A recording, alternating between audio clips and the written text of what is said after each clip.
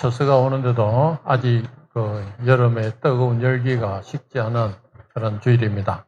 오늘도 주님을 예배하기 위해 놓으신 우리 모든 성도님들 주 이름으로 환영하고 축복합니다. 다 같이 찬양대 주악에 맞춰서 묵상으로 기도드리도록 하겠습니다.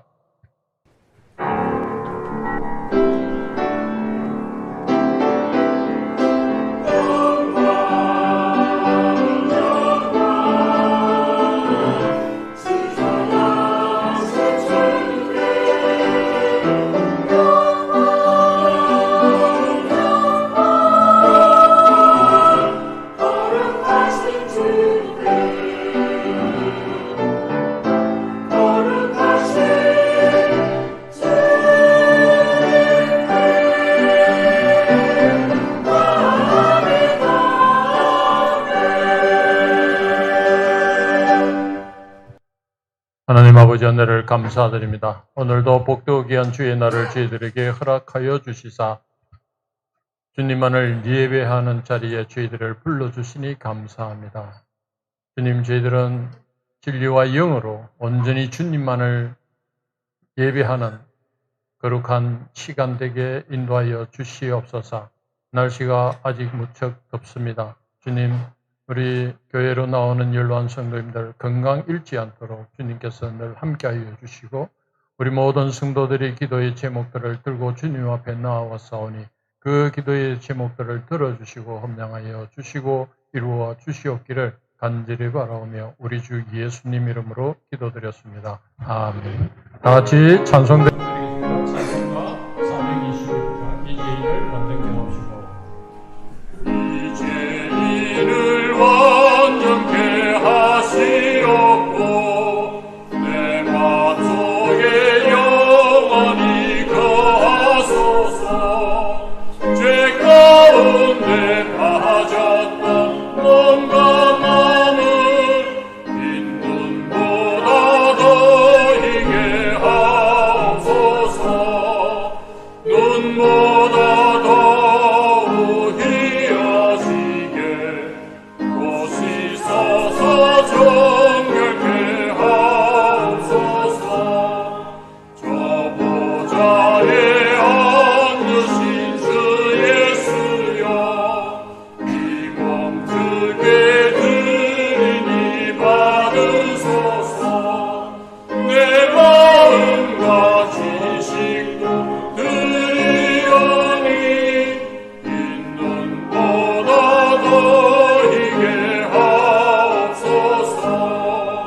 눈보다 더욱이 어지게 오시소서. 정결케 하옵소서. 그 선하신 발 아래 엎드려서 날 깨끗게 하시기 원합니다. 날 정결케 하는 미소니 빈 눈보다 더히게 하옵소서. 눈보다 더욱이 어지게 오시소서. 정결케 하옵소서. 아멘. 찬송가 401장 주의 곁에 있을 때 찬양드리겠습니다.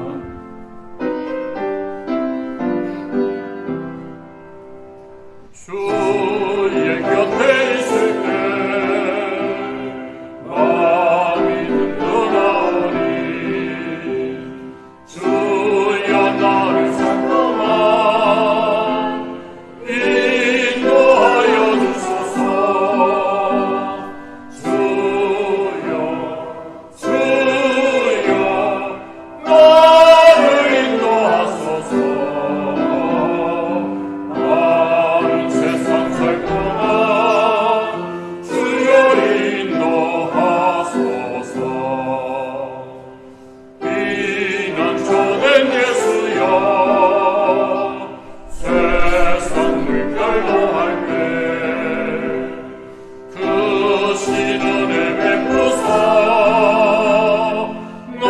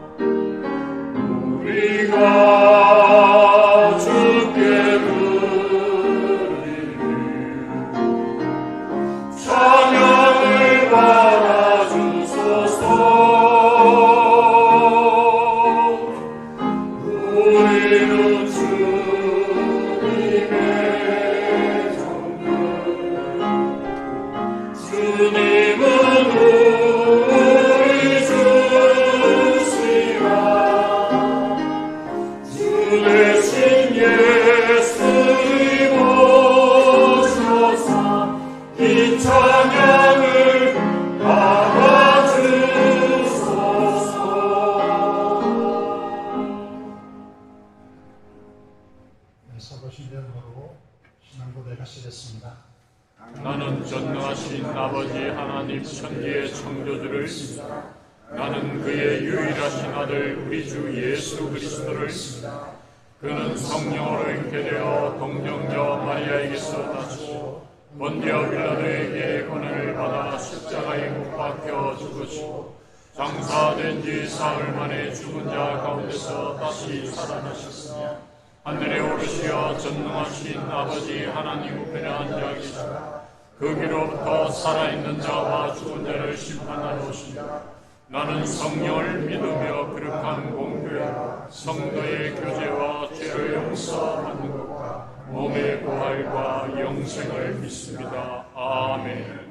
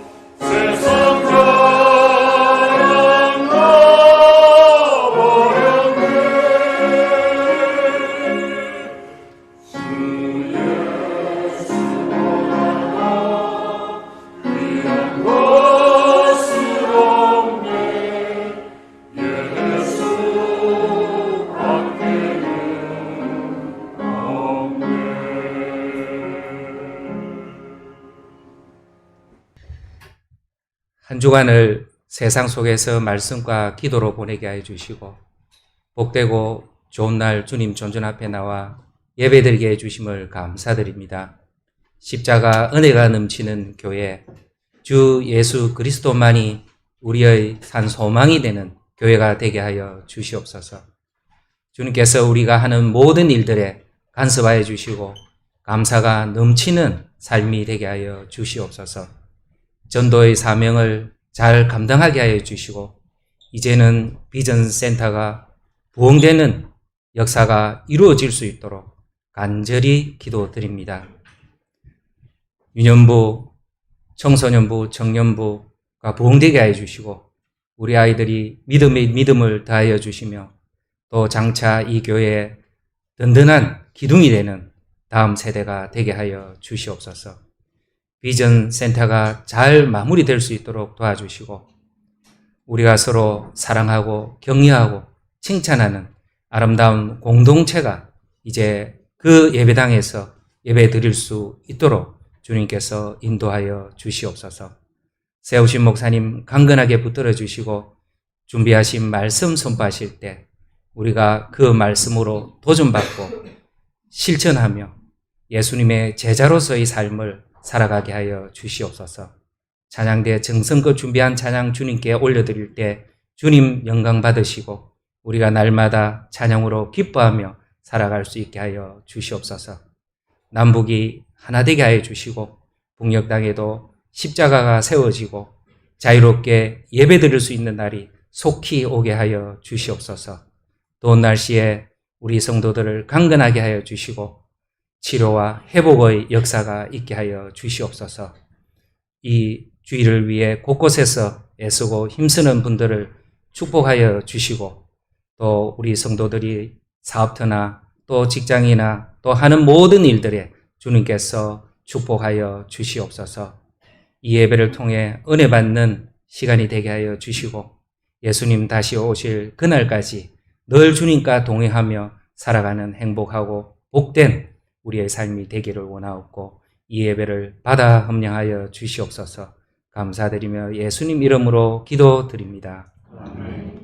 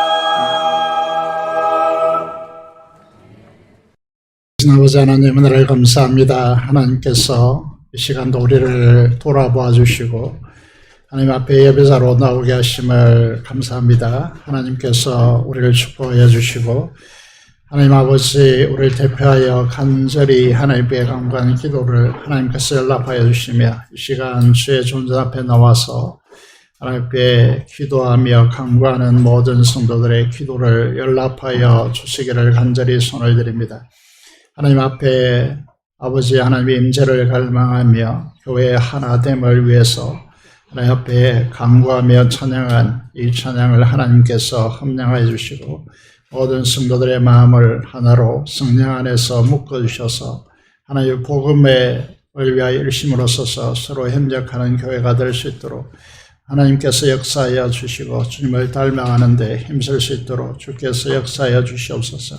오늘도 우리에게 오셔서 말씀하여 주시고 하나님의 말씀을 잘 알아들었고 마음에 새겨서 하나님께 순종하는 자리에 설 수 있도록 주께서 역사하여 주시옵소서. 오늘도 원금같이 흩어진 주의 자녀들 하나님께서 축복하여 주시고 한 가지로 이곳을 향할 수 있도록 주께서 역사하여 주시옵소서. 모든 섬김을 하나님께서 함량하여 주옵소서.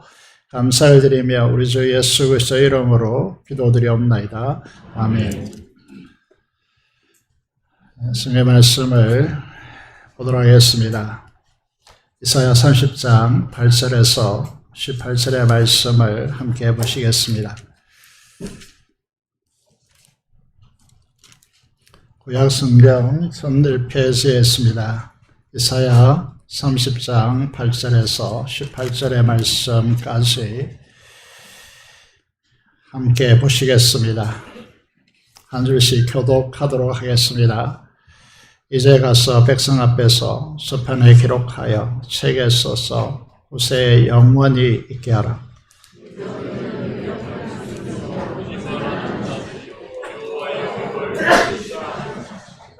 그들이 선견자에게 이르기를 선견하지 말라. 선자들에게 이르기를 우리에게 바른 것을 보이지 말라. 우리에게 부드러운 말을 하라. 거짓된 것을 보이라.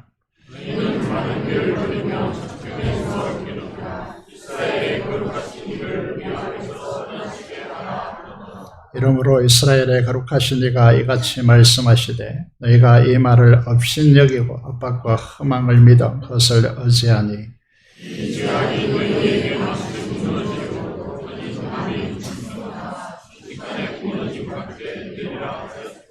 그가 이 나라를 무너뜨리시되 토기장이가 그릇을 깨트림같이 아낌없이 부수시리니 그 조각 중에서 아궁이에서 불을 붙이거나 물 운등에서 물을 뗄 것도 얻지 못하리라.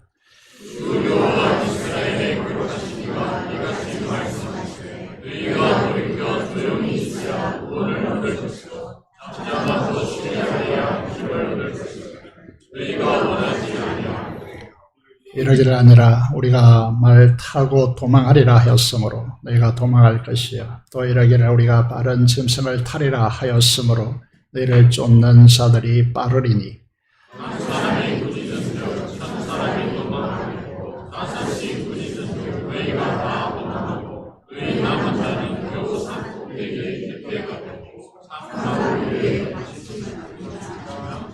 같이 읽겠습니다. 그러나 여호와께서 기다리시나니 이는 너희에게 은혜를 베푸려 하시며 일어나시리니 이는 너희를 긍휼히 여기려 하심이라. 대저 여호와는 정의의 하나님이시라. 그를 기다리는 자마다 복이 있도다. 아멘. 여러분은 누군가를 절박한 마음으로 간절히 기다린 적이 있습니까? 오늘은 우리가 아니라 우리를 향한 하나님의 간절한 기다리심에 대해서 하나님의 마음을 보기를 원합니다. 이 시대의 배경을 보시면요, 히스기야 왕이 통치를 시작할 시점인 것으로 그렇게 보입니다. 이 시대 유다의 상황은 어떻습니까? 오늘 30장에서 29장 30장에 걸쳐서 이렇게 진단하고 있습니다. 여호와께서 유다 지도자들과 또 백성들을 향해서 패역한 자식들은 화 있을진저 이렇게 말씀하고 있습니다. 우리를 향하여서 우리가 지금 신앙생활을 하고 있는데 하나님께서 선자를 통하여서 너희가 패역한 자식들이다 이렇게 말씀하신다면 여러분 받아들일 수 있겠습니까? 9절에 오늘 본문에 보시면 대저에는 패역한 백성들이요 거짓말하는 자식들이요 여호와의 법을 듣기 싫어하는 자식들이라 라고 그렇게 말하고 있습니다. 이사야 29장 10절의 말씀을 보시면 거기에다가 한포한 자, 오만한 자, 죄악의 기회를 엿보는 자들이 절비하다 이렇게 평가하고 있습니다. 그럼 무엇을 보여줍니까? 이런 상황은 스스로 회생할 수 없는 하나님의 심판이 코앞에 닥쳐와 있다 이렇게 말씀하는 것이죠. 비슷한 상황을 보시면 창세기 6장을 보시면 그 이유를 알 수 있습니다. 노아 시대 때 하나님의 심판이 임할 때 그들의 모습이 어땠습니까? 11절의 말씀을 보시면 하나님 앞에 온 땅이 부패하여 포악함이 땅에 가득했다라고 그렇게 되어지고 있습니다. 패역입니다. 이 패역함은 세상의 패망을 불러왔습니다. 노아 시대와 같이 지금 이사야 3장의 유다를 패망으로 몰아가는 패역함을 이제 구체적으로 이야기하고 있습니다. 우리가 보고 있는 매일성경 오늘자 23일 주일 큐티 나눔 맘열기 난에 보시면 고집과 소신이라고 하는 내용이 소개되고 있습니다. 유다의 지도자들은 선자를 통해서 하나님의 말씀을 듣지 않습니다.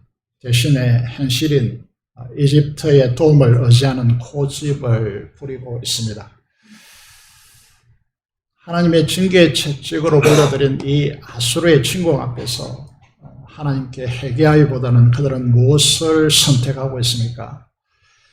패역에서 회개하고 돌아서서 전능하신 만군의 하나님을 의지하라고 하는 이사야 선자의 말씀을 듣지 않습니다. 그분께 도움을 구하지 않습니다.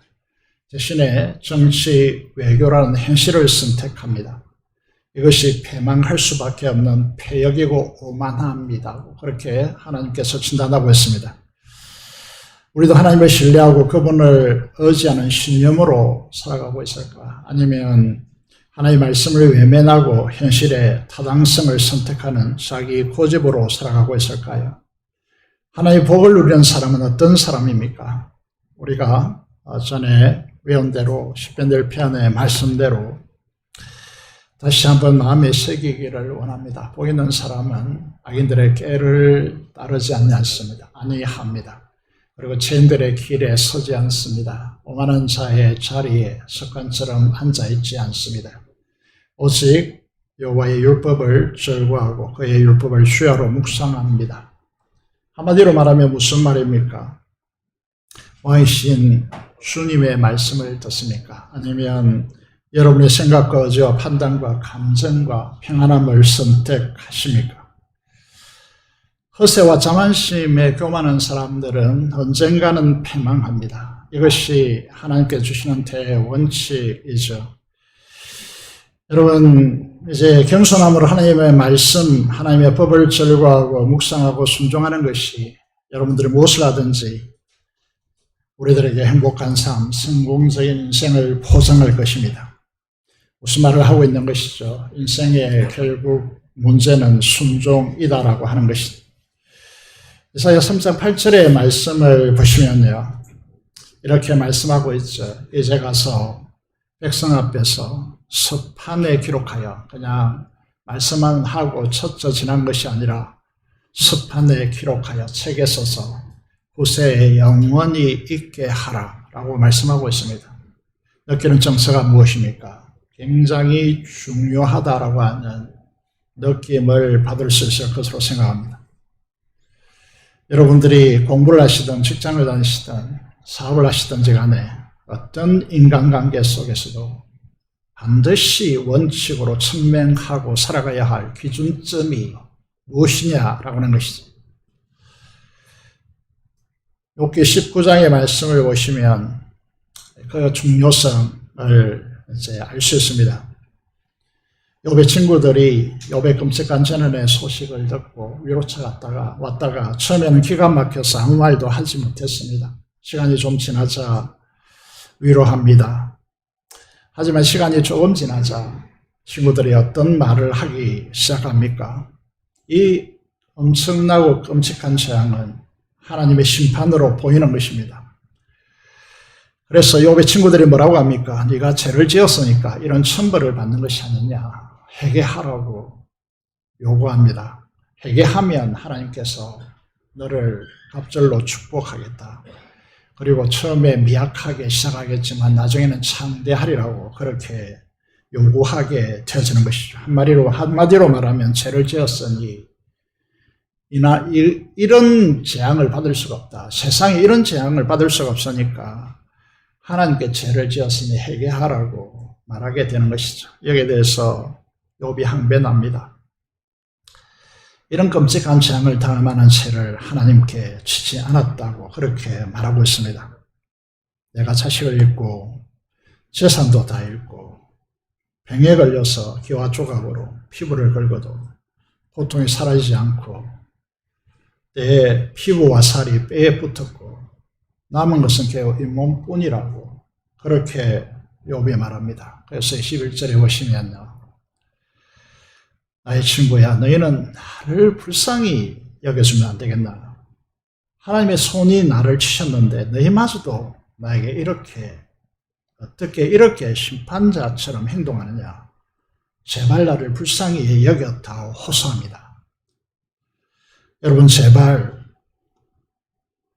여러분이 재판자의 자리에 앉아서 여러분의 선악과로 판단하지 마십시오. 그리스도인들은 긍휼의 피가 도는 사람들이고 불쌍히 여기는 삶을 살아야 하는 사람들입니다. 우리가 재판자의 자리에 앉지 않습니다. 그러면서 23절, 24절을 보시면요.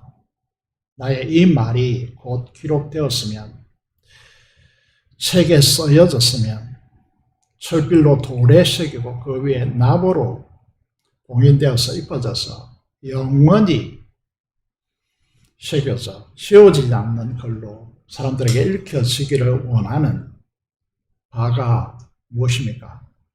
오늘 우리가 선지자 이사야의 말씀과 똑같지 않습니까?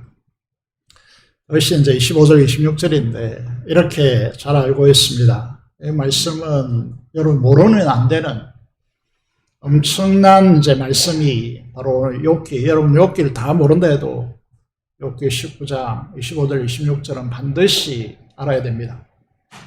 욥이 이렇게 말합니다. 그 고난 속에서 내가 알기로는 나의 대속자가 살아계시니 마침내 그가 땅 위에 서실 것이라.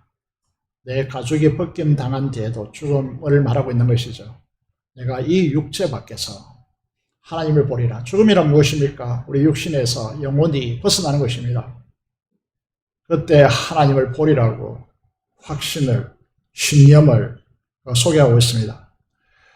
우리가 인생을 살아가면서 이 한마디를 남길 수 있다면 죽어도 여한이 없지 않겠습니까?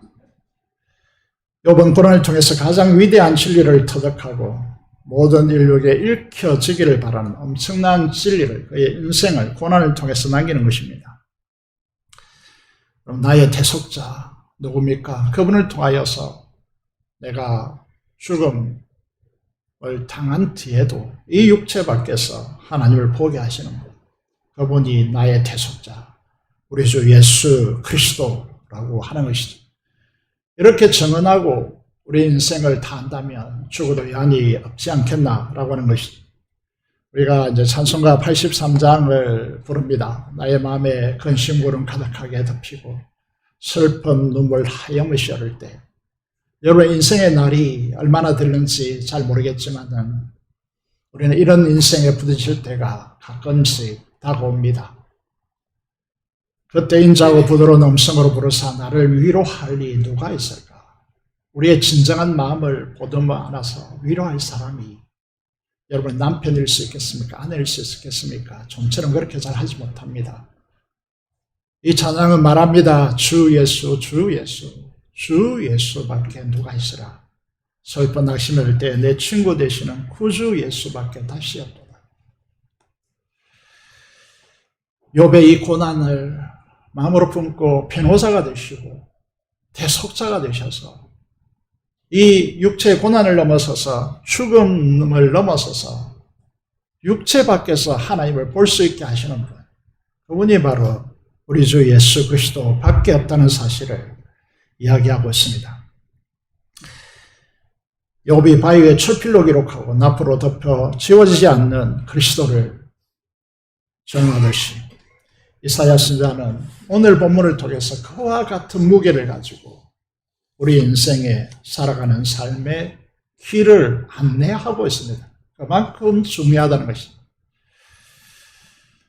천지를 창조하신 하나님 전능하신 이를 믿지 않고 나무와 돌과 새에 금과 은을 비고 그것을 신이라고 부르고 숭배합니다.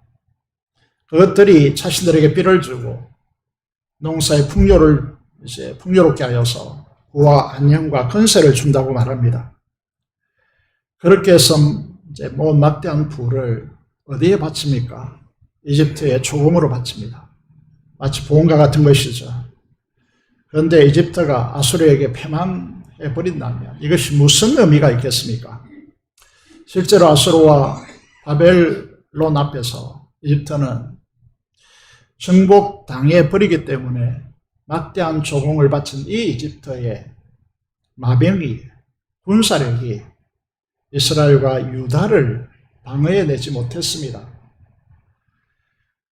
우리 인생을 돌아다 보면 내가 쏟아붓고 의지했던 사람들이 자신의 삶도 지탱하지 못하는데 어떻게 나를 도와준단 말입니까?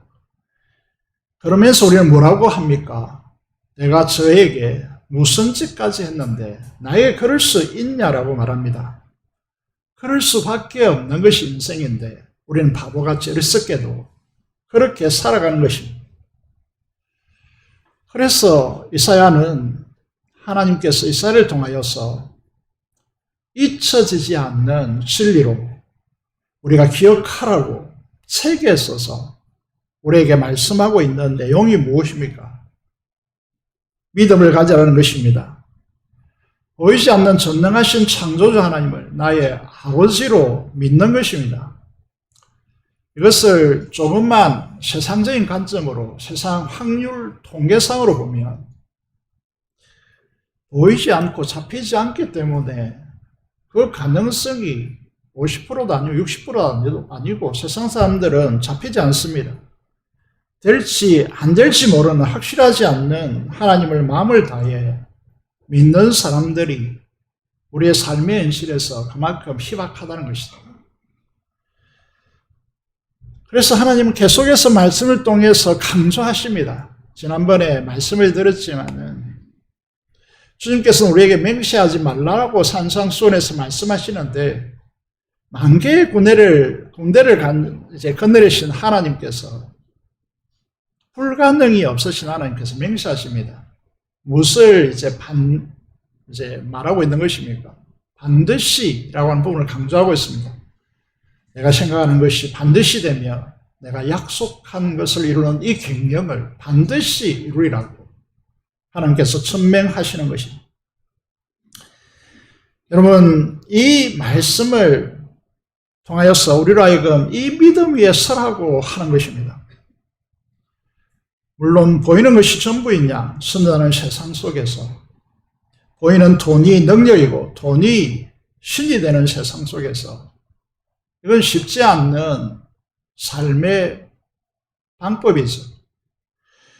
믿어보십시오. 하나님 약속을 믿고 기도해 보십시오. 하나님 약속대로 반드시 응답하십니다. 여러분의 삶의 자리에서 보이지 않지만 살아계신 하나님, 천지의 창조주 하나님, 만군의 여호와 하나님을 나의 아버지로 믿고 신뢰하십시오.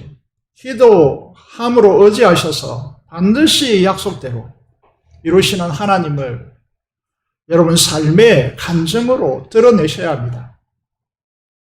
이사야 14장 27절에 이렇게 천명하시죠. 만군의 여호와께서 갱령하시선저 누가 능히 그것을 피하고 그의 손이 펴시선저 누가 능히 돌이키라 라고 했습니다. 이사야서와 에레미야서를 읽어보면 아시겠지만 많은 사람들이 거짓된 선지자들이 참된 선지자는 아수르의 하나님의 채찍이고 바벨론이 하나님의 채찍이니까 너희가 회개하고 돌아서야 한다라고 그렇게 말하지만은 거짓 선자들과 지도자들과 왕들은 뭐라고 했습니까? 우리의 우방인 애굽이 있지 않느냐, 일터가 있지 않느냐, 그들이 우리를 방해해 줄 것이다. 우리가 그렇게 막대한 조공을 바쳤는데 우리를 외면하겠느냐, 이렇게 말하는 것이죠. 하나님의 그 채찍의 손을 꺾을 수 있겠습니까? 피할 수 있겠습니까? 피하지 못하는 것이죠. 여러분, 우리는 하나님의 약속대로 이루시는 하나님의 역사를 믿고 그 믿음으로 하나님께서 이루시는 그 역사를 삶의 감정으로 증명해 내어야 하는 시대적 사명을 우리는 안고 있습니다. 그런 사람들이 우리가 되어야, 이 시대에 우리가 되어야 된단 말입니다. 그런데 패역한 이스라엘 백성들, 유다는 어떻게 합니까? 굉장히 불안하다는 것이죠. 여러분, 끈덕지가 없다는 것입니다. 하나님께서는 성경의 역사를 보라, 역사를 보라고 이렇게 말씀하시지만 짧은 현실을 살아가고 있는 우리로서는 손에 잡히지 않는다는 것입니다. 그러면서 하나님을 불평하고 원망하는 것입니다. 어떻게 원망합니까? 이사야 29장 16절을 보시면요, 토기가 토기 장이에게 자신을 왜 이 정도 밖에 만들 능력이 없냐고 말합니다. 전능하신 창조주 하나님을 향하여 총명이 없다고 비방합니다. 거꾸로도 말합니다. 이렇게 잘 만들어진 토기를 왜 깨뜨리냐고 토기가 토기 장애를 향하여 항변하는 것입니다. 여러분, 우리는 자신의 불신앙을 탓하지 않고 하나님을 원망하고 하나님께서 왜 이렇게 하시느냐고 불평합니다. 토기장이신 하나님을 원망합니다. 이것이 패역이다, 이렇게 말하고 있습니다. 너희의 패역함이 심하도다라고 그렇게 말씀하고 있습니다. 이사야 선지자가 이 멸망의 패망으로 향하여 가는 이 물줄기를 막기 위해서 하나님의 심정을 가지고 피를 토하는 심령으로 말씀하고 있습니다. 그것이 이사야 30장 8절의 말씀이었고요. 그 구체적인 내용이 무엇인지를 9절과 10절에서 말씀하고 있습니다. 우리 오늘날 투영해서 이 사실을 보겠습니다. 이 패역한 자들의 구체적인 행태가 어떤 것들입니까? 첫 번째가 여호와의 법을 싫어한다라고 되어 있습니다. 9절에 보시면, 오늘 본문에 이사야 30장 9절을 보시면요, 여호와의 법을 듣기 싫어합니다. 하나님의 형상대로 지음받은 거룩한 존재인 우리들이 그것을 누리는 길은 무엇입니까? 그것은 하나님의 계명인 율법에 순종하는 것입니다. 거룩이란 피조물이 아무리 노력해도 도달할 수 없는 최고 존엄의 가치인 하나님의 영광을 말하는 것입니다. 하나님이 왜 계명을 주십니까? 우리로 하여금 하나님의 거룩의 영광의 자리에 우리를 초대했기 때문입니다. 내가 거룩하니 너희도 거룩할지어다. 하나님의 그 영광을 우리에게 내어주시면서 그 영광을 누리고 그 영광된 존재가 되는 길은 하나님의 법에 있다라고 그렇게 말씀하는 것입니다. 이 거룩보다 더 위대한 삶은 이 세상에 없습니다. 이것을 누리는 길은 하나님의 법 계명에 순종하는 길 외에 다른 길이 없습니다. 그래서 지금 이거를 이사야가 정말 이 책에 기록하여서 우리에게 잊지 않기를 원하고 있다는 것입니다. 여러분, 이것은 세상 사람들이 하나님 보이지 않죠. 그리고 하나님의 말씀은 어렵죠. 그래서 이걸 잘 지키지 않으려고 합니다. 이건 무슨 의미가 있나, 이렇게 되는 것이죠. 그래서 하나님의 법에 순종하는 것이 하나님의 거룩을 누리고 하나님의 영광을 누리는 길이다라고 하는 건 너무 쉬운 말이지만은 이 세상에서 너무 어려운 말이 되는 것이죠. 그래서 주님은 때때로 비유를 통해서 설명합니다. 비유를 말씀드려 보겠습니다. 새벽기도하는 성도님을 위해서 차를 운행하고 있습니다. 새벽에 밑에 사거리를 지날 때가 있죠. 그 사거리에 사방에 건물로 되어 있기 때문에 옆에서 오는 차들이 보이지 않습니다. 신호등이 없다면 그럼 어떻게 되겠습니까?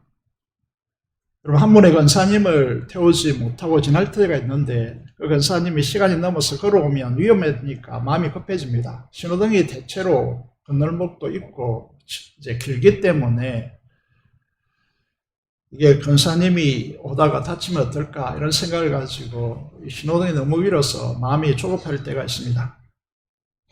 그런데 새벽에 여러분 신호등을 무시하고 빨리 달려오는 차량이 있다면 여러분 어떻게 되겠습니까? 신호등을 지키지 않는다면 어떻게 되겠습니까? 굉장히 위험해지는 것이죠. 폐역한 자들은 하나님의 법을 듣기 싫어합니다. 한결같은 특징이라는 것이죠.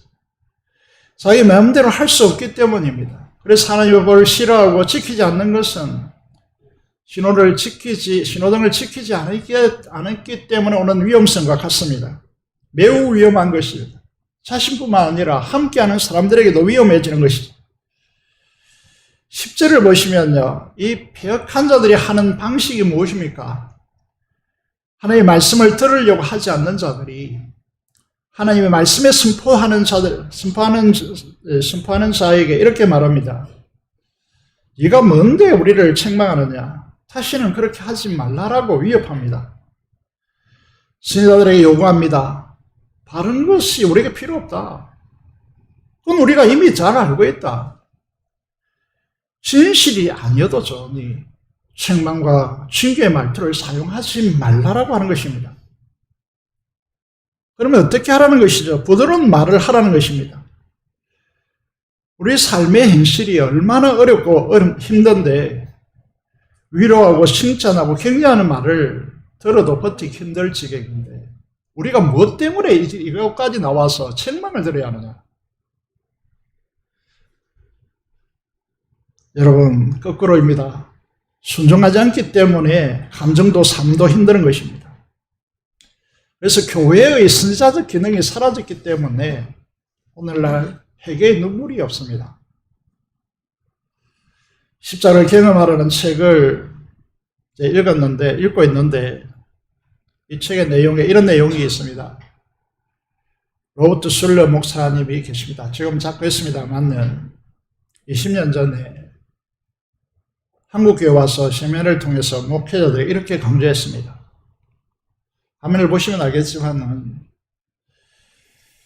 엄청난 교회 성장을 이루었습니다. 캘리포니아에 있는 크리스탈 처치라고 하면 우리나라로 번역하면 수정교회라고 하면 여러분 우리가 상상하기 힘든 엄청난 교회 예배당을 지었습니다. 그래서 한국에 초청되어서 세미나를 가지는데 이렇게 강조했습니다. 교회를 성장시키고 부흥하고자 한다면 세계에 대해서 설교하지 말라. 은혜에 대해서 설교하십시오. 부정적인 것보다 긍정적인 것을 설교하는 교회가 성장합니다. 여러분도 동의하시잖아요. 그런데 문제는 무엇입니까? 결국 이 교회는 건물 관리비를 충당할 수 없는 상황이 되었습니다. 오늘 조국교회도 마찬가지입니다. 우리도 마찬가지죠. 죄를 지적하고 해결을 요구하는 설교를 듣기 싫어합니다. 성도들이 어떻게 반응합니까? 니나 잘해라. 마음속으로 말하면서 폐마해 버립니다. 이게 유다의 평양 직전의 상이라는 거죠. 만약에 이런 정서가 우리 한국교회에 갈렸다면 우리 조국도 장담할 수 없습니다. 이사야 28장 15절에 보시면요. 그들이 말합니다. 하나님께서 말씀하시죠.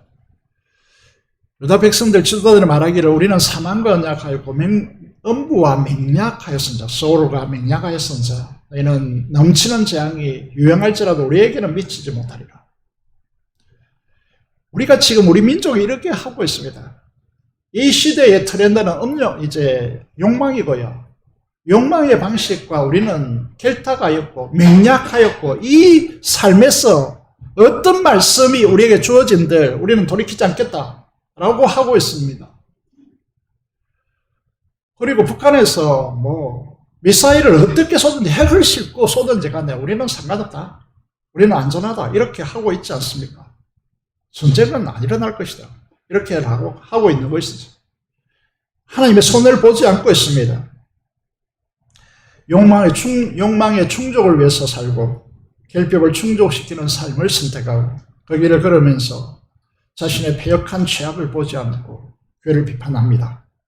왜 교회가 구제와 복음을 위해 헌신하지 않는다고? 교회가 누굽니까? 우리 자신들입니다. 우리 자신들은 그런 일을 하고 있지 않으면서 교회는 왜 하지 않느냐고 이렇게 하고 있단 말입니다.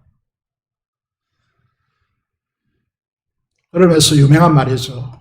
마태복음 15장 7절 9절 그리고 마가복음 7장 6절 7절에서 예수님께서 이렇게 말하고 있습니다. 잘 들어야 하는 것인데 우리가 말씀을 읽는 방식이고 우리가 말씀을 듣는 방식입니다. 예수님께서 말씀하십니다. 외식하는 자들 누구를 가리키는 것이죠?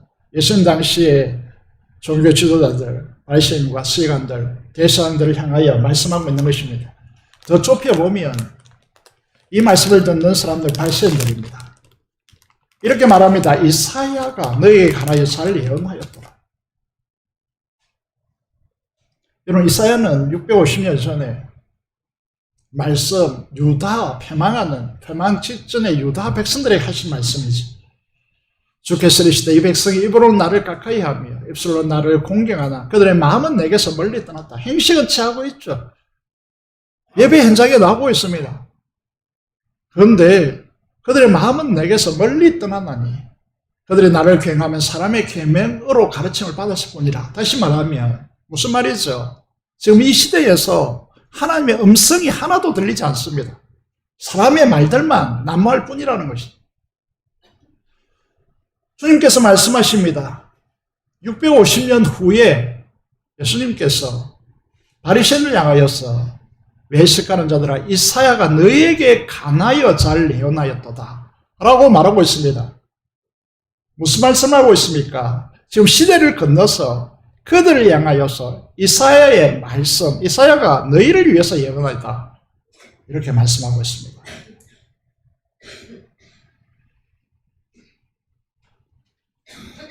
여러분 오늘도 마찬가지예요. 신앙이 형식화되면서 욕망으로 물들었기 때문에 하나님을 마음으로 떠난 것입니다. 형식은 취하고 있죠. 관계에 의해서. 오늘 우리는 돈이 하나님을 대신하는 세상을 마주하고 있습니다. 돈 중심의 사고와 삶이 하나님께서 우리에게 너희가 주는 자의 삶을 살아 섬기고 구하고 구제하고 세우는 자의 삶을 살라라고 그렇게 요구하시는 하나님을 반역하고 있다는 이 사실을 모릅니다. 우리가. 이게 패역입니다. 주님이 몸된 교회를 통해서 세상을 구원하고자 하는 뜻에 반하고 있고 순복할 수 없는 지경에 이르렀습니다. 다시 말하면 기도하십시오. 전도하십시오. 여기에 대해서 우리는 할 수 없는 삶의 환경을 가지고 있다는 겁니다. 대신에 뭘 합니까? 우리는 어디에 쫓아다니고 있느냐라는 것이죠. 오직 자신의 습관된 안락에 빠진 것입니다. 여러분 이것이 우리는 모르는 사이에 코로나 팬데믹 이후에 심각하게 우리는 이동해 왔는데 이걸 우리는 다 모르고 있습니다. 헌신과 순종보다는 자신의 안전과 평안을 우선시하는 삶의 방식으로 우리는 어느 사이인가 다 전환되었습니다. 이런 유다와 이 시대의 교회된 우리를 향해서 하나님께서 저망을 내립니다. 우리에게 있어서 오늘날 우리의 삶을 잘 관찰해 보시면 헌신과 순종이라는 말보다 자기의 안전과 평안이라는 말을 더 사용하고 우선시하는 삶의 방식을 취하고 있습니다. 이것은 패망으로 갑니다. 한국교회 초토화될 겁니다. 얼마 남지 않았습니다. 우리의 자녀 세대가 지탱할 수 없는 영적 상황에 노출되어 있습니다. 여러분, 이사야 선지자와 에레미야 선지자가 눈물의 선지자고 하지 않았습니까? 제가 재흥 신학교에 들어가서 최종교 목사님을 대면했는데 에레미야서를 강의했습니다. 그러면서 눈물의 선지자라고 말씀하셨습니다. 그리고 자신도, 그분도 이 시대의 정죄를 향하여 눈물을 흘린다고 말씀하셨습니다.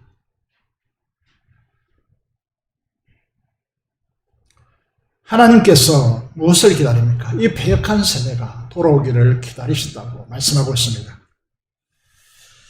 이런 유다와 이 시대의 교회된 우리를 향해서 하나님께서 두 가지 처방을 내리십니다. 한 가지가, 첫 번째가 무엇입니까? 15절을 보시면 돌이켜 조용히 있으라 라고 말씀하고 있습니다. 이 말씀을 좀 새겨보겠습니다. 돈을 신으로 삼는 이 세상에 분주하면서 내려오라고 하라는 것입니다. 굉장한 도전입니다. 생각해 보시면 아실 것입니다.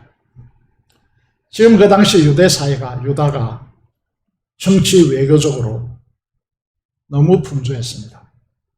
화폐와 수련 침공이 오죠. 이 상황 속에서 왕의 대로라고 하는 이 길이 차단되었죠. 그래서 어떻게 됩니까? 네게보 사막을 건너야 되고 험난한 사막을 건너서 애굽에 가야 됐습니다. 그렇게 할 필요가 없었습니다. 하나님을 의지하면 그뿐인데, 이런 걸 하자도 하지 않아도 되는데 그런 불확실한 것이죠. 그래서 그거 하지 않는 겁니다. 우리도 마찬가지죠. 하나님께 기도하면 되는데 그건 불확실하기 때문에 그걸 하지 않는 것입니다. 그래서 기도가 사라지고 있는 것이죠. 여러분, 우리는 기도가 사라지는 것을 신앙의 바로미터로 삼아야 됩니다. 그건 위기입니다. 여러분, 신앙이 사라지고 있다는 증거입니다.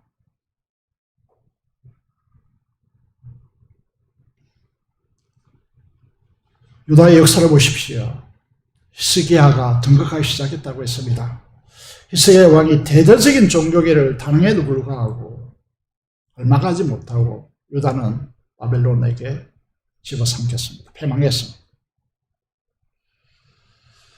이건 무엇을 반증하고 있느냐 하면 돌이키는 이 삶이 쉽지 않다는 것을 반증하고 있습니다. 이렇게 설명해 보겠습니다. 여러분이 고급 세단을 탔어요. 그게 힘들어서 요즘 무슨 차인지 우리 옛날에 우리 시대는 티코라고 했는데 이런 카스퍼 이 차로 돌아올 수 있습니까? 잘 돌아올 수 없어요. 지금 우리가 영적으로 엄청난 위기인데 패역하다라고 말하는데, 그래서 너희 분주함에서 돌이켜 조용하라고 말씀을 요구하고 있는 것이죠.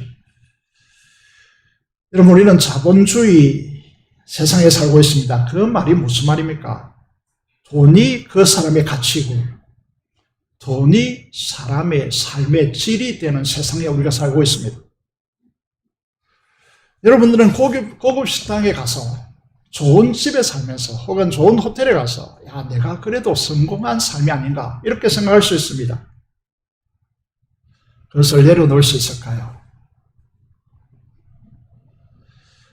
만군의 여호와 전능하신 창조주 하나님, 반드시 약속대로 이루시는 하나님보다 막대한 돈을 백성들의 세금으로 거두들어서 애굽에 갖다 쏟아붓고 그 애굽의 군사가 우리를 막아줄 것이다 라고 하는 이 정치 외교적인 액션을 취하는 것, 하나님께서 이렇게 말씀하고 있는 것이죠. 그 현실을 내려놓아라.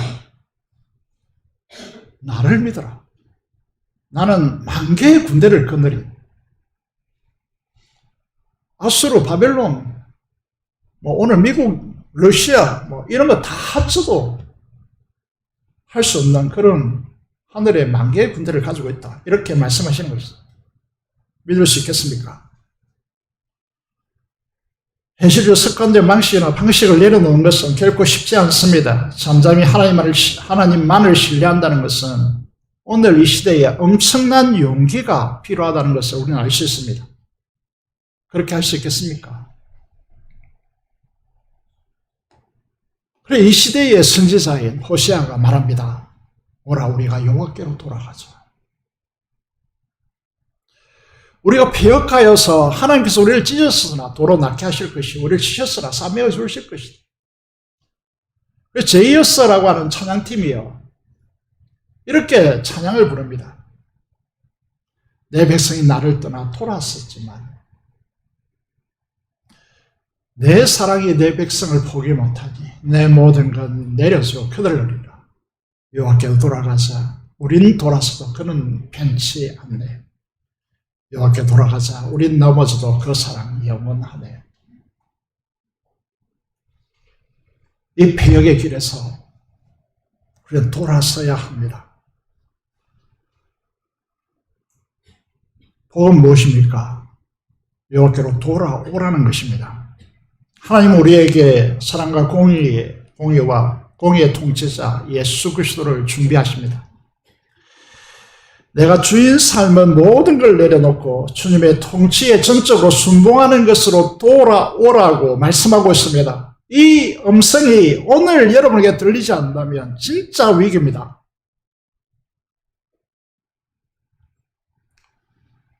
그 시금석을 보겠습니다. 주님은 나의 왕이십니다. 주님만 날 다스리소서. 찬양하고 고백하는 삶의 실제가 되어야 됩니다. 우리는 지금 패역한 자들이 버리고 있는 어떤 행태의 삶을 살아가고 있는가 하면, 저도 마찬가지겠습니다만 내 판단, 내 생각, 내 감정, 내 결단이 나의 삶을 움직인다면, 여러분 선악과의 길을 가는 사람들이죠. 주님이 원하시면 순복하겠습니다. 나를 통하여 일하시옵소서 고백해야 합니다. 우리의 삶을 이렇게 가야 합니다. 이것이 이사야가 욥을 이제 빌어서 표현한다면 철필로 쓰고 납으로 봉인되어서 우리가 살아가야 할 삶의 길이라고 호소하고 있는 것입니다. 여러분 삶을 잘 돌아보십시오. 내 감정, 내 판단, 내 생각, 내 결단이 나를 움직이지 주님이 나를 움직이고 있는가라고 하는 이 지점입니다. 이 지점이 안 되면 우리 교회 미래는 없습니다.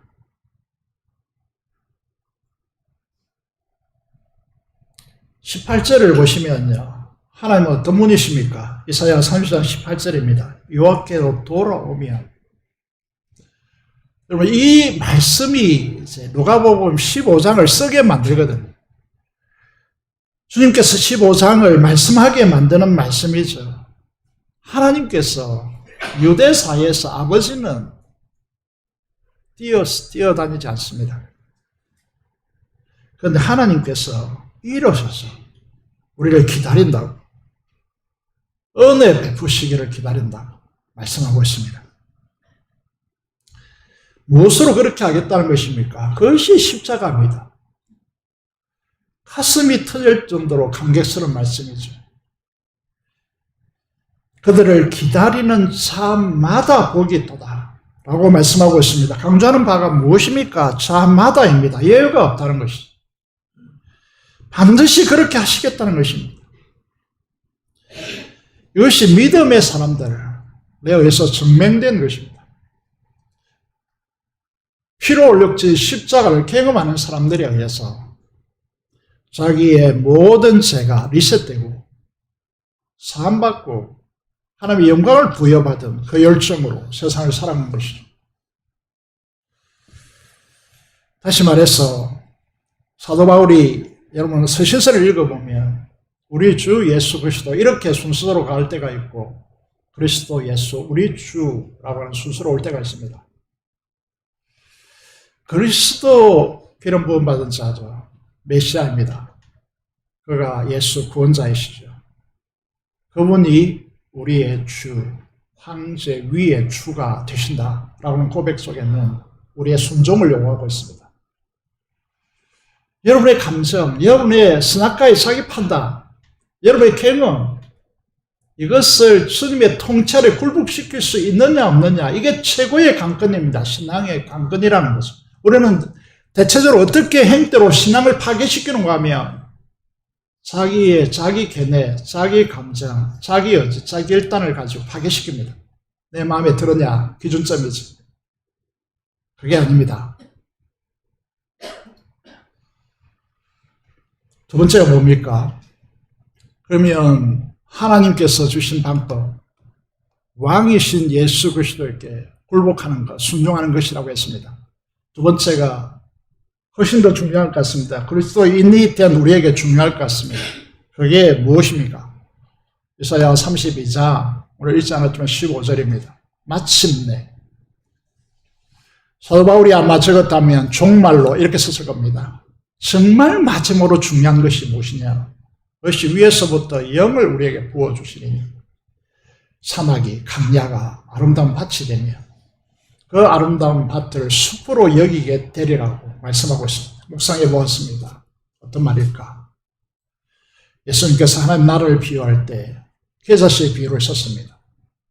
겨자씨는 모든 씨들 중에서 채소 씨들 중에서 가장 작은 것인데 밭에 심기면 3, 4m로 자라나서 나무같이 된다라고 하는 그 말씀을 묵상하게 되어집니다.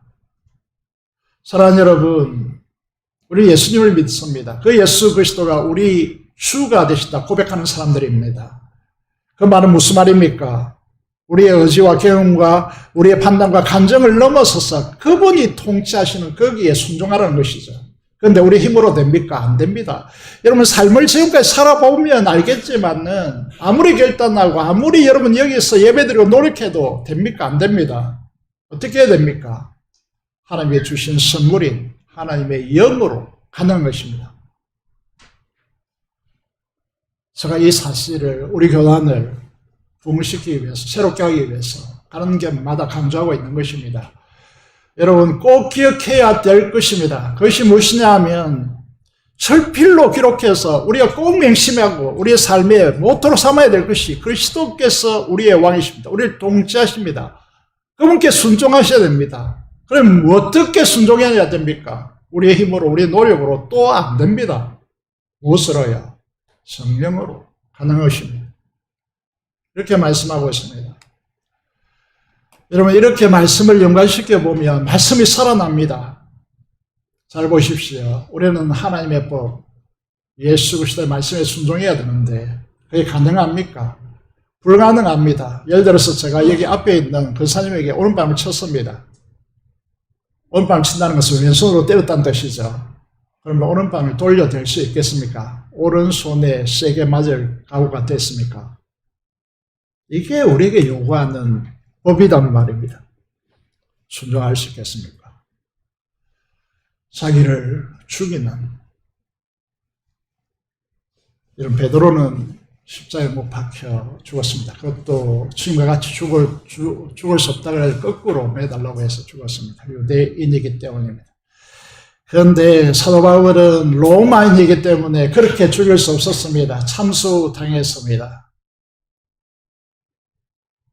무엇 때문에? 자기의 죄 때문입니까? 복음 때문에 그렇게 된 것이죠. 무엇으로 그게 가능하게 되겠습니까? 여러분의 힘으로, 여러분의 의지로 가능하겠습니까? 불가능합니다. 여기에 말합니다. 또 새 영을 너희 속에 두고 새 마음을 너희 속에 주되 너희 육신에서 굳은 마음을 제거하고 부드러운 마음을 줄 것이며 여기서 착하다라고 하는 개념이 나옵니다. 그리스도인들은 착한 사람입니다. 부드러운 마음으로 여러분 하나님의 말씀에 순복하는 사람들입니다. 이 순복하기 위해서 우리에게 주시는 선물이 무엇인가 하면 하나님께서 말씀하십니다. 내 영을 너희 속에 두어서 너희로 내 율례를 행하게 하리니. 여러분 내가 행한다고 합니까? 행하게 한다라고 했습니다. 무엇으로? 하나님께서 주신 성령으로. 그러면 우리는 무엇을 해야 하는 것이죠?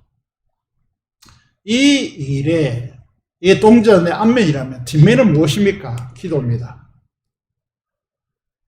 여기서 5장 18절에서 쭉 읽어가 보시면 성령 충만한 사람들은 찬양합니다. 성령 충만한 사람들은 감사합니다. 성령 충만한 사람들은 서로의 권위를 인정하고 존중하면서 서로에게 복종합니다. 이게 성령 충만한 자들의 세 가지 특징입니다. 이 성령 충만함을 불러오는 길이 무엇이냐 하면 너희가 무시로 성령 안에서 기도하고 라고 되어 있습니다. 여러분, 한마디로 말하면 성도인 우리 자신들이 모인 교회나 기도가 사라지면 그러면 끝입니다. 여러분들이 기도하지 않고 이 자리에 온다는 것은 이율배반적입니다. 하나님의 말씀을 들을 수가 없어요. 결론을 말씀드리겠습니다. 사랑하는 제원부산교회 성도 여러분, 주님의 피로 얼룩지 십자가를 묵상하면 도대체 내 죄가 하나님의 거룩의 영광을 얼마나 훼손했기에 영광의 주님이 자신의 영원한 생명의 대가를 지불하고 하나님께 버림받고 지옥의 행벌을 받으셔야만 했는가? 내가 얼마나 잘못한 것인가가 아닙니다. 하나님의 영광을 얼마나 훼손했는가? 그 거룩을 얼마나 훼손한 죄인이기에 하나님께서 인간으로 오셔서 십자가에 죽을 수밖에 없었는가? 객발이 허연 이 사도 바울이 로마 감옥에서 순교 직전에 고백한 내용입니다. 내가 죄인 중에 개수다. 일평생 동안 십자가만을, 복음만을 위해서 살아온 그가, 저는 이전에 이 본문을 이해할 때에 예수님 믿는 자를 핍박한 그 죄라고 생각했는데 전혀 아니었습니다. 이번에 십자가를 경험하는 책을 읽으면서요, 그게 아니었구나. 하나님의 거룩 앞에 비춰진 자신의 모습 때문에 이렇게 고백하는구나. 죄를 이해하고, 죄를 이해하니까 복음을 이해하게 됩니다. 그래서 우리는 이 사람들이 진짜 겸비할 수 있는 것이, 진짜 겸손할 수 있는 것이, 겸손한 자가 하늘의 복을 받습니다. 두 번째가 무엇입니까? 인생에 지워지지 않는 좌우병이 무엇입니까? 오늘 꼭 기억해야 될 한 문장은 이겁니다. 나를 다스리는 분, 그분은 예수 그리스도이십니다. 그 통치에 순복하셔야 됩니다. 그 순복하는 길은 어디에 있습니까? 성령 충만함에 있습니다. 그 성령 충만은 어디로부터 옵니까? 기도에서부터 옵니다. 그러면 성령 충만으로 주님께, 완된 주님께 순복하면 우리에게 어떤 축복이 옵니까? 강야 같은 결핍된 땅에서 돈으로 축복받는 것이 아닌 성령으로 그 강야가 아름다운 숲 같은 아름다운 밭이 되는 역사가 우리에게 일어날 것입니다. 이것이 부흥입니다. 하나님께서 여러분 철필로 나부로 듣던 욥의 심령을 가지고 하나님께서 이 시대에 우리 교회된 우리를 향하여 간절히 요구합니다. 이 길로 돌아오라. 이 길을 돌아오지 않겠나? 내려놓고 돌아오기만 한다면 하나님께서 가신 모든 복을 너희를 위해 다 쏟아붓겠다라고 말씀하고 있습니다. 이 말씀을 기억하면서 함께 기도하겠습니다. 여러분, 오늘 말씀을 통해서 하나님의 영광 앞에, 거룩의 영광 앞에 피역한 우리를 보이십니까? 우리가 보이십니까? 오늘 말씀을 이렇게 들어도 내 삶을, 습관된 삶을 고치지 않겠다고 한다면 해답이 없을 것입니다. 우리 교회는 무너집니다. 하나님 우리를 용서하여 주시고 돌아오기만을 기다리시는 하나님의 그 애타는 마음을 우리 마음에 품고 돌아가게 하여 주시옵소서. 기도의 사람이 되어서 성령 충만케 하여 주시옵소서. 민족의 복음과 통일을 된 선교사를 위해 사람성으로 기도하겠습니다. 살아계신 아버지 하나님, 하늘을 감사합니다. 오늘 우리에게 돌아오라고 말합니다. 하나님은 자기 선악과를 가지고 이래야 된다 저래야 된다가 아니라 오직 왕의 통치, 주님의 통치에 순복하라고 하십니다. 우리의 의지와 우리의 결단이 아닌 오직 성령 하나님의 충만함으로 하나님께 순복하기를 원하십니다. 하나님께서 우리를 도와주시옵소서. 우리를 불쌍히 여겨주시옵소서. 우리가 돌아서는 은혜가 있게 하여 주시옵소서. 우리의 삶의 길에서 하나님의 예배를 외면하고 기도를 외면하고 하나님 앞에 예배를 예면한 우리의 모습들 있습니다. 불쌍히 여겨주시고 돌아서는 은혜가 있게 하여 주시옵소서. 민족봉화 통합 선교사를 위해서 기도합니다. 우리의 이 간절한 기도를 하나님께서 응답하여 주시고 하나님의 일하심을 우리가 볼 수 있도록 하나님께서 선교사들과 아버지 피 없는 통일과 이 지역과 민족의 복음화를 다시 일으켜 주소서. 우리 민족으로 세계 복음화를 아버지 사명을 감당할 수 있는 우리 민족이 되도록 역사하여 주옵소서. 감사를 드리며 우리 주 예수 그리스도 이름으로 기도드리옵나이다. 아멘. 찬송가 527장 찬송 드리면서 준비한 대로 헌금하겠습니다.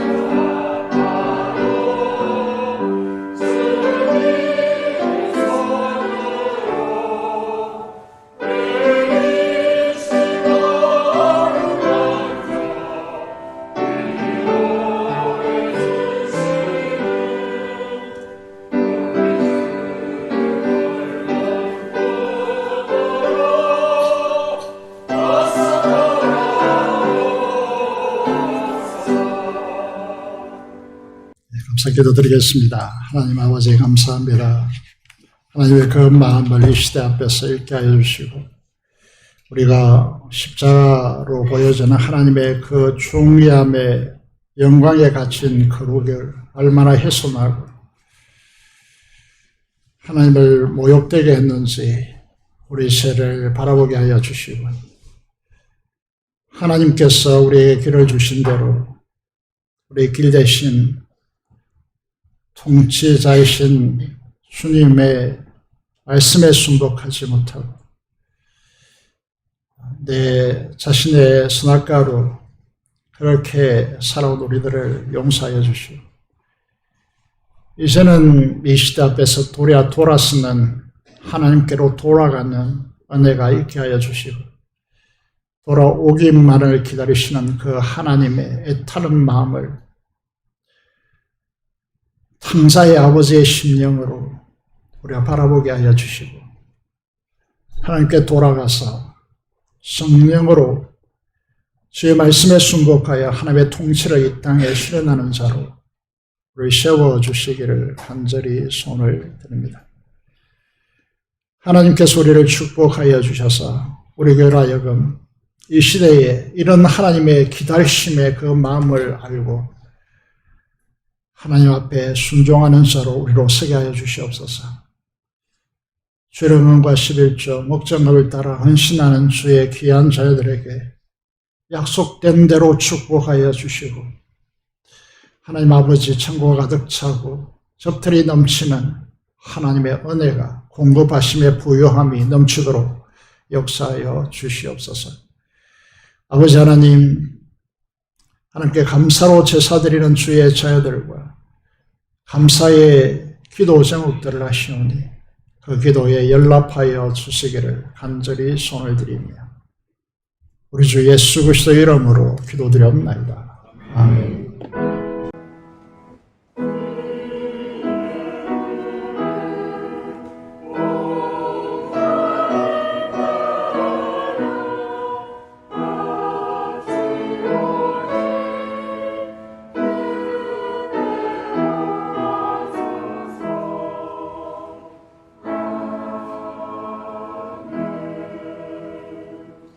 소식을 말씀드리겠습니다. 이번에 보시면 본격적인 사역이 다음 주부터 시작되게 됩니다. 그래서 여러분 함께 마음을 새롭게 가지고 임해 주시길 바랍니다. 금요 성령 집회 및 창단 집회를 위한 창단 모임 오늘까지입니다. 기억하시고 함께 해주시기를 바랍니다. 새로운 출발을 위해서 직분자 대회를 9월 18일 금요일 19일에 걸쳐서 가지고자 합니다. 해당되신 분들은 시간을 조정하시고 스케줄을 조정해 주시고 참석해 주시기를 바랍니다. 그래서 중공검사 위해서 기도해 주시기 바라고 마무리 작업을 빠르게 해 나가기를 원합니다. 함께 해 주시면 좋겠습니다.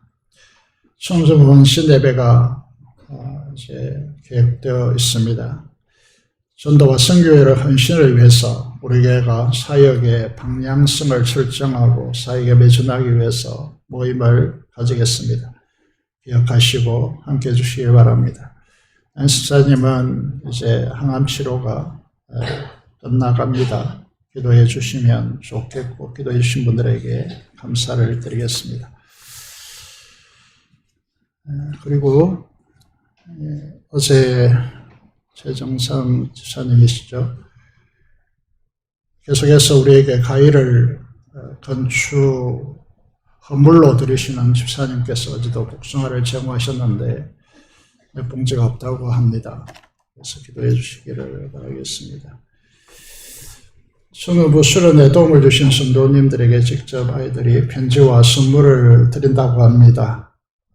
이제 기도해 주시고 또 후원금으로 헌금해 주셔서 깊이 감사를 드립니다. 이상으로 광고를 드리고 감사를 보니까 김영민 행제가 휴가를 보내고 부대에 복귀하게 되었습니다. 신부들은 인사하시고 격려해 주시면 감사하겠습니다. 다 같이 일어나셔서 찬송가 3장 찬송 드리겠습니다.